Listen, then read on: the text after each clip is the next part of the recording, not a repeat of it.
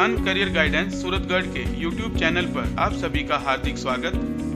शिक्षक भर्ती परीक्षा हेतु शिक्षा मनोविज्ञान विषय की हम तैयारी कर रहे हैं। इसी क्रम में आज हमारा 7वां वीडियो आपके समक्ष प्रस्तुत है। इन वीडियोस के द्वारा हमारा ये प्रयास है कि आप तक महत्वपूर्ण बिंदुओं, महत्वपूर्ण तथ्यों को पहुंचा सकें, क्योंकि योर करियर इज इम्पोर्टेंट। अभी हम यूनिट 2 के पाठ्यक्रम का अध्ययन कर रहे हैं। राजस्थान माध्यमिक शिक्षा बोर्ड द्वारा यूनिट 2 के पाठ्यक्रम को 3 भागों में बांटा गया है: व्यक्तिगत विभिन्नताएं, व्यक्तित्व एवं बुद्धि। पिछले वीडियो में हमने व्यक्तिगत विभिन्नताओं पर आधारित विभिन्न तथ्यों और प्रश्नों को देखा था। इस वीडियो में हम व्यक्तित्व से संबंधित महत्वपूर्ण तथ्यों को देखेंगे और जानेंगे। आज अध्ययन की शुरुआत से पहले हमारे चैनल को आपके द्वारा जो प्यार एवं स्नेह मिल रहा है, उसके लिए आप सभी का हृदय की गहराइयों से आभार। कृपया चैनल को सब्सक्राइब भी करें तथा अपने मित्रों एवं पारिवारिक सदस्यों को बताएं एवं उनसे भी मदान करियर गाइडेंस सूरतगढ़ के इस YouTube चैनल को सब्सक्राइब करने के लिए कहें। हमारा टेलीग्राम चैनल भी आप ज्वाइन कर सकते हैं। इस वीडियो में यूनिट 2 के टॉपिक व्यक्तित्व को पढ़ेंगे। व्यक्तित्व एक विस्तृत अवधारणा है एवं मनोविज्ञान का एक महत्वपूर्ण अध्ययन क्षेत्र भी है। अतः इस टॉपिक को हमने 2 से 3 भागों में विभाजित किया है। इस वीडियो सहित 7 वीडियो हमारे इस चैनल पर आ गए हैं। आप कृपया इन वीडियोज में दिए गए प्रश्नों एवं महत्वपूर्ण तथ्यों से नोट्स अवश्य तैयार करें, क्योंकि आपकी सफलता में आपके द्वारा तैयार किए गए नोट्स महती भूमिका निभाएंगे। आज के वीडियो की शुरुआत पिछले वीडियो के hot question higher order thinking question से करेंगे। प्रश्न: निम्नांकित में से किसे व्यक्तिगत विभिन्नता के अध्ययन की विधि नहीं कहा जा सकता है? ऑप्शन ए उपलब्धि परीक्षण अचीवमेंट टेस्ट, बी परिपक्वन मैच्योरेशन, सी अभिक्षमता परीक्षण एप्टीट्यूड टेस्ट, या डी व्यक्तित्व परीक्षण पर्सनालिटी टेस्ट। आप में से कई साथियों ने इस प्रश्न का सही उत्तर दिया। इस प्रश्न का सही उत्तर है बी परिपक्वन मैच्योरेशन।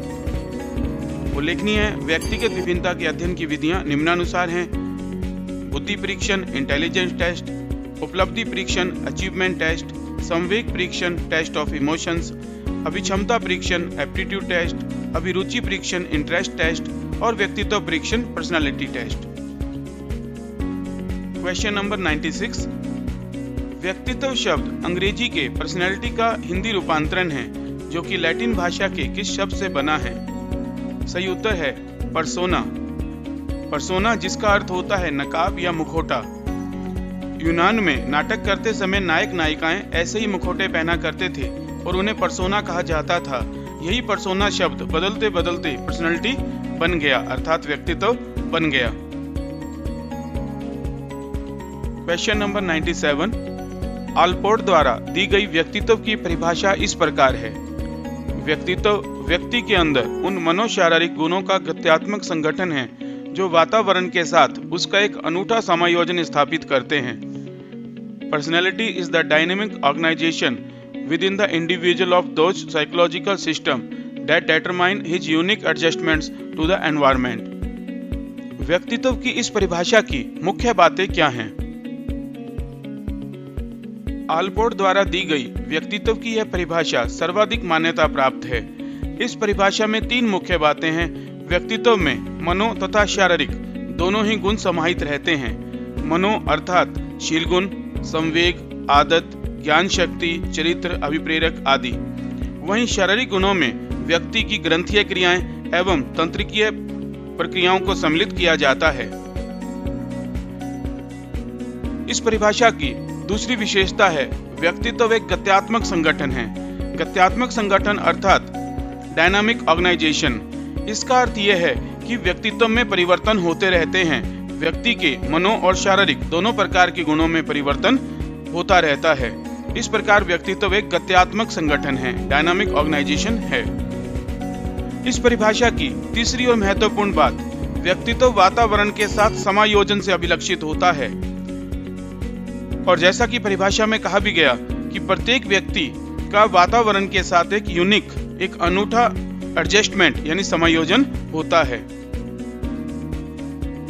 इस प्रकार आलपोर्ट द्वारा दी गई व्यक्तित्व की परिभाषा की 3 बातें। व्यक्तित्व में मनो तथा शारीरिक दोनों ही गुण समाहित रहते हैं।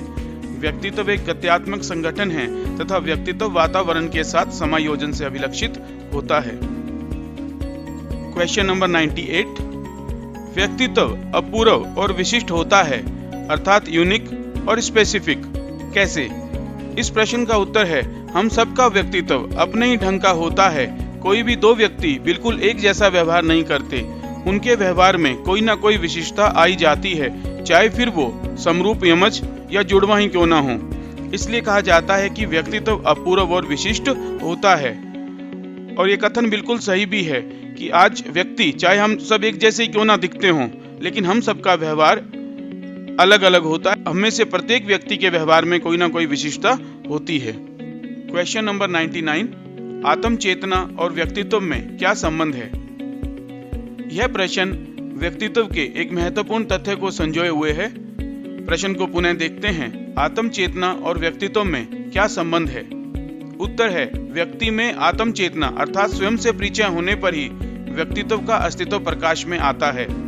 इस संबंध में HR भाटिया ने लिखा है कि हम कुत्ते को व्यक्तित्व से विभूषित नहीं करते और एक छोटे से बच्चे में भी आत्म चेतना या व्यक्तिगत परिचय का भाव न उदय होने पर व्यक्तित्व जैसी कोई वस्तु नहीं होती। इस प्रकार आत्म चेतना और व्यक्तित्व में गहरा संबंध है। जब तक व्यक्ति में आत्म चेतना सेल्फ कॉन्शियसनेस नहीं होगी, उसके व्यक्तित्व का बन पाना संभव नहीं है। प्रश्न संख्या 100। क्या व्यक्तित्व केवल व्यवहार के ज्ञानात्मक पक्ष से ही संबंधित है? उत्तर है, नहीं। व्यक्तित्व में व्यवहार के तीनों पक्ष अर्थात ज्ञानात्मक, क्रियात्मक और भावात्मक पक्ष सम्मिलित हैं। यही नहीं, व्यक्तित्व के क्षेत्र में चेतन व्यवहार के साथ साथ अचेतन व अर्धचेतन व्यवहार को भी सम्मिलित करते हैं। इस प्रकार व्यक्तित्व का क्षेत्र काफी विस्तृत है। व्यक्तित्व के अंतर्गत ज्ञानात्मक, क्रियात्मक और भावात्मक पक्ष के साथ साथ चेतन, अचेतन व अर्धचेतन व्यवहार को भी शामिल किया जाता है।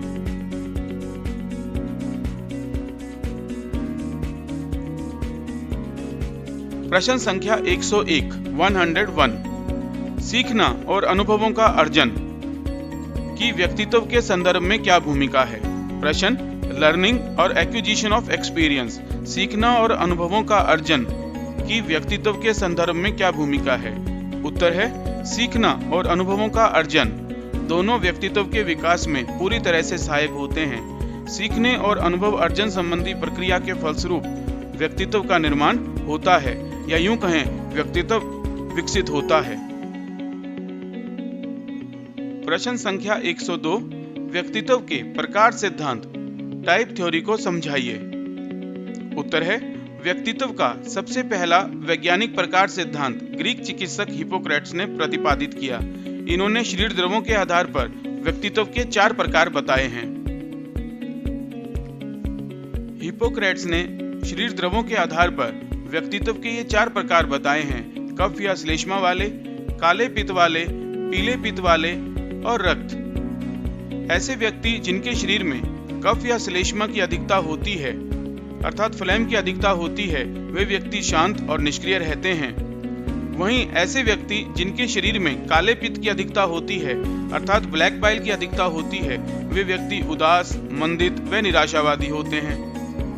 वहीं हिप्पोक्रेट्स का मानना है कि ऐसे व्यक्ति जिनके शरीर में पीले पित्त की अधिकता होती है, येलो बाइल, वे व्यक्ति चिड़चिड़े, बेचैन व गुस्सैल होते हैं। वहीं रक्त की अधिकता वाले व्यक्ति खुशमिजाज, उत्साही व आशावादी होते हैं। परीक्षा में 2 प्रकार से प्रश्न पूछे जा सकते हैं, जैसे कि काले पित्त की अधिकता वाले व्यक्ति के लक्षण क्या होंगे, या लक्षण को देख करके ये प्रश्न पूछा जा सकता है कि हिप्पोक्रेट्स के अनुसार उसके शरीर में किस द्रव की अधिकता होगी। प्रश्न संख्या 103 काफी महत्वपूर्ण प्रश्न है। किन मनोवैज्ञानिकों द्वारा शारीरिक गुणों को आधार मानकर व्यक्तित्व का वर्गीकरण किया गया? उत्तर है, क्रैशमर और शेल्डन। मनोवैज्ञानिक क्रैशमर और शेल्डन ने शारीरिक गुणों को आधार बनाकर व्यक्तित्व का वर्गीकरण किया। प्रश्न संख्या 104 क्रैशमर द्वारा प्रस्तुत व्यक्तित्व के वर्गीकरण को समझाइए। क्रेशमर ने शारीरिक गठन को आधार मानते हुए व्यक्तित्व के 4 प्रकार बताए हैं: पिकनिक, एस्थेनिक, एथलेटिक और डायप्लास्टिक प्रकार। पिकनिक प्रकार के व्यक्ति, इनका कद छोटा, भारी शरीर व गोलाकार होते हैं। ये व्यक्ति सामाजिक दृष्टि से काफी परिपूर्ण होते हैं, खाने पीने के शौकीन होते हैं व खुशमिजाज होते हैं। वहीं एस्थेनिक प्रकार के व्यक्ति, उनका कद लंबा, वजन कम, दुबले पतले शरीर के होते हैं। ये चिड़चिड़े स्वभाव वाले, सामाजिक दूरी रखने वाले व दिवास्वप्न अधिक देखने वाले होते हैं। एथलेटिक प्रकार में व्यक्ति का शरीर सुडौल एवं संतुलित होता है। कद ना तो ज्यादा लंबा होता है और ना ही ज्यादा छोटा। इनमें उच्च समायोजन क्षमता होती है एवं इन्हें सामाजिक प्रतिष्ठा अधिक प्राप्त होती है। क्रेशमर के अनुसार ऐसे व्यक्ति जिनमें तीनों प्रकारों का कोई स्पष्ट गुण नहीं मिलता, उन व्यक्तियों को उन्होंने डायप्लास्टिक श्रेणी में रखा। इस प्रकार शारीरिक गठन को आधार मानते हुए क्रेशमर ने व्यक्तित्व के 4 प्रकार बताए: पिकनिक, एस्थेनिक, एथलेटिक और डायप्लास्टिक। प्रश्न संख्या 105, शेल्डन द्वारा प्रस्तुत व्यक्तित्व के वर्गीकरण को समझाइए। उत्तर है, शेल्डन ने भी क्रेशमर की भांति शरीर रचना को ही आधार मानकर व्यक्तित्व का वर्गीकरण किया। इनके अनुसार व्यक्तित्व के 3 प्रकार हैं: एंडोमॉर्फी, मेसोमॉर्फी और एक्टोमॉर्फी।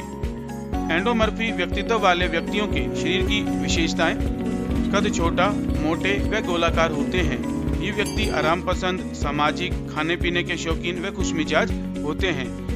शेल्डन ने इन्हें विसरोटोनिया भी कहा है।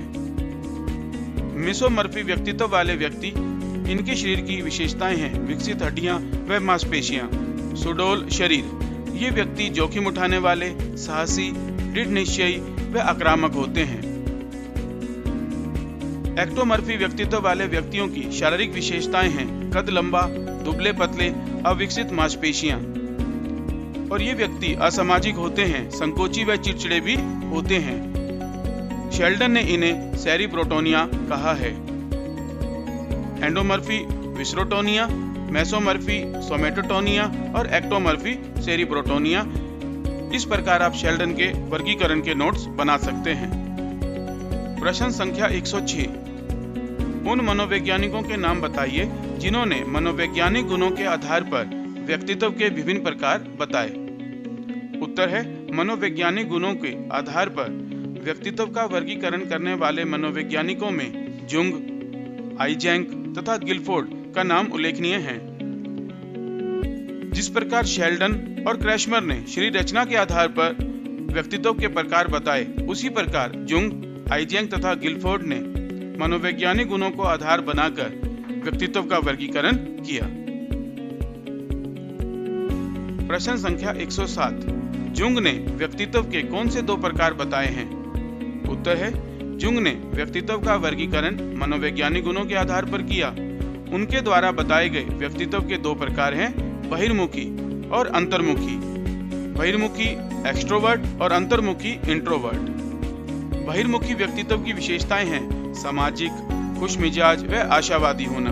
वहीं अंतर्मुखी व्यक्तित्व की विशेषताएं हैं: सीमित संबंध, अकेले रहना पसंद व आत्म केंद्रित। ध्यान दें, आधुनिक मनोवैज्ञानिकों द्वारा जुंग के इन 2 प्रकारों की आलोचना की गई है। इनका कहना है कि सभी लोग इन 2 श्रेणियों में ही आए, यह जरूरी नहीं है। कुछ लोग ऐसे भी हैं जिनमें इन दोनों श्रेणियों के गुण पाए जाते हैं। ऐसे व्यक्तियों को आधुनिक मनोवैज्ञानिकों ने उभयमुखी अर्थात एम्बिवर्ट की संज्ञा दी है। उभयमुखी व्यक्तित्व वाले व्यक्ति वे होते हैं जिनमें कुछ गुण अंतर्मुखी व्यक्तित्व के और कुछ गुण बहिर्मुखी व्यक्तित्व के देखे जा सकते हैं। प्रश्न संख्या 108, आइजैक द्वारा बताए गए व्यक्तित्व के प्रकार कौन कौन से हैं? उत्तर है, आइजैक ने भी जुंग की भांति मनोवैज्ञानिक गुणों को आधार बनाकर व्यक्तित्व के 3 प्रकार बताए हैं, जो कि द्विध्रुवीय हैं। पहला प्रकार अंतर्मुखी एवं बहिर्मुखी। दूसरा प्रकार स्नायु विकृत, न्यूरोटिक एवं स्थिर स्टेबल। तीसरा प्रकार मनोविकृत अर्थात साइकोटिक एवं सुपर ईगो। उल्लेखनीय है, आइजैक ने जुंग के द्वारा बताए गए अंतर्मुखी व्यक्तित्व और बहिर्मुखी व्यक्तित्व के प्रकार को अस्वीकार नहीं किया। इन्होंने जुंग की भांति अंतर्मुखी और बहिर्मुखी व्यक्तित्व को अलग अलग नाम मानकर एक साथ सम्मिलित कर अध्ययन किया। इनके अनुसार अंतर्मुखी और बहिर्मुखी व्यक्तित्व दो ध्रुव हैं। एक व्यक्ति में अंतर्मुखी व्यक्तित्व वाले गुण भी पाए जा सकते हैं और वहीं बहिर्मुखी व्यक्तित्व वाले गुण भी पाए जा सकते हैं। इसी प्रकार दूसरा प्रकार स्नायु विकृत न्यूरोटिक और स्थिर स्टेबल। स्नायु विकृत व्यक्ति वे होते हैं जिनमें सामवेगिक नियंत्रण कम होता है तथा इच्छा शक्ति कमजोर होती है, अपनी इच्छाओं का ये दमन नहीं कर पाते। जबकि दूसरे पोलर पर स्थिरता होती है, जिसकी ओर यदि बढ़ा जाए तो सामवेगिक अस्थिरता कम होती जाती है और व्यक्ति में स्थिरता बढ़ती जाती है। इस प्रकार इन्होंने व्यक्तित्व के दूसरे प्रकार न्यूरोटिक और स्टेबल, स्नायु विकृत और स्थिर, ऐसे व्यक्ति जिनका सामवेगिक नियंत्रण कम है, यदि वे स्थिरता की ओर बढ़ते हैं तो उनमें धीरे धीरे सामवेगिक अस्थिरता कम होती जाती है। व्यक्तित्व का तीसरा प्रकार इन्होंने बताया मनोविकृत एवं सुपर ईगो। मनोविकृत व्यक्तित्व में एकाग्रता में कमी, स्मृति में कमी तथा क्रूरता अधिक पाई जाती है। ये व्यक्ति असंवेदनशील होते हैं और दूसरों का ख्याल बिल्कुल भी नहीं रखने वाले होते हैं।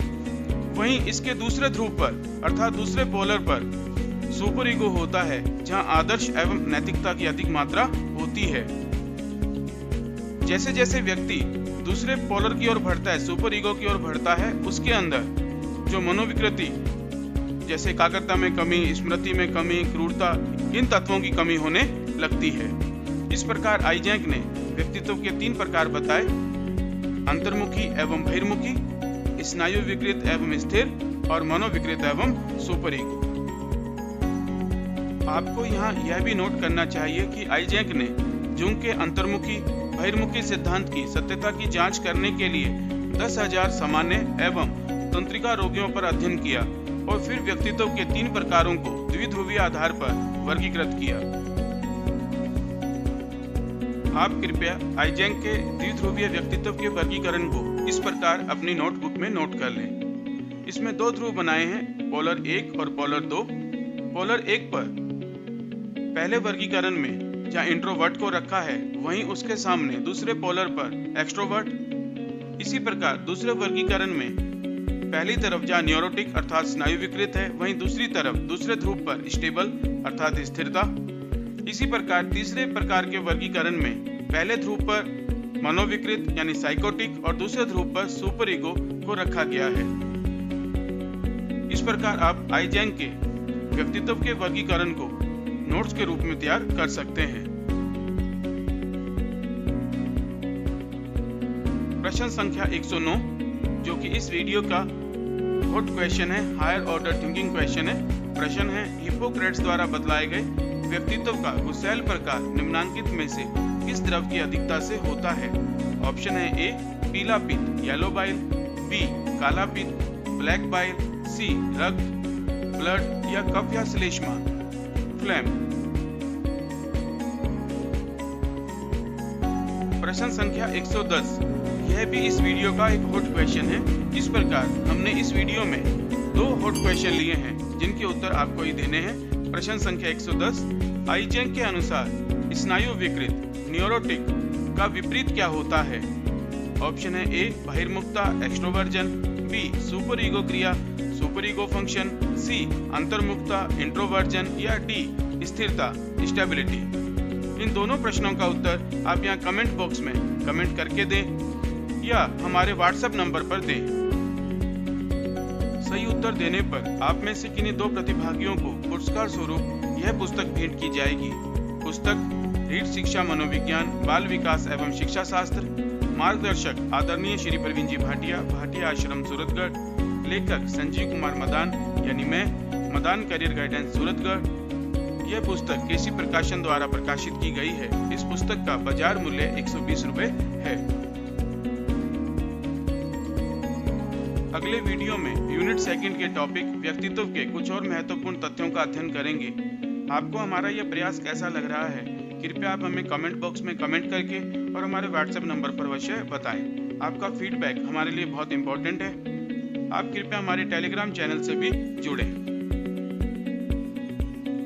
आप सभी का बहुत बहुत धन्यवाद।